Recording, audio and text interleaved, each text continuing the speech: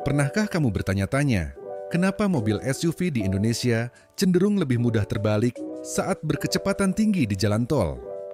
Apakah mobilnya yang salah, atau cara penggunaannya yang kurang tepat? Ternyata, jawabannya ada di fisika. SUV memiliki desain yang lebih tinggi daripada sedan atau mobil jenis lainnya. Ini membuat pusat gravitasi atau titik keseimbangan mobil SUV lebih tinggi.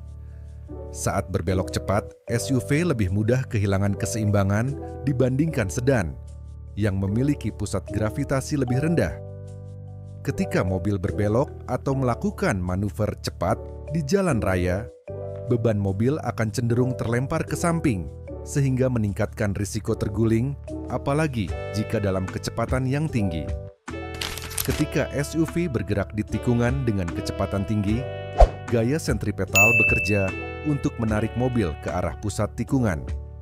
Karena bodi SUV lebih tinggi, gaya ini menyebabkan bagian atas mobil mengalami gaya yang lebih besar, membuatnya lebih mudah kehilangan keseimbangan dan berpotensi terguling.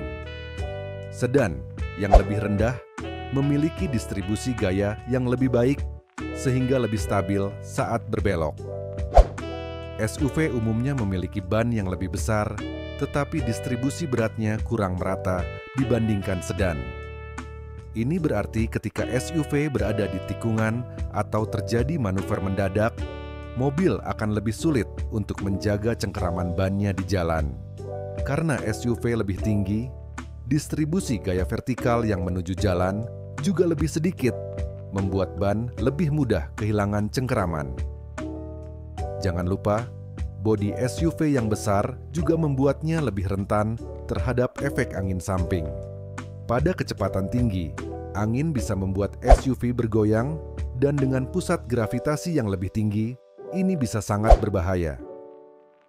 Jadi, secara sederhana, SUV lebih mudah terbalik karena pusat gravitasinya yang lebih tinggi, distribusi gaya yang berbeda, dan lebih terpengaruh oleh angin samping.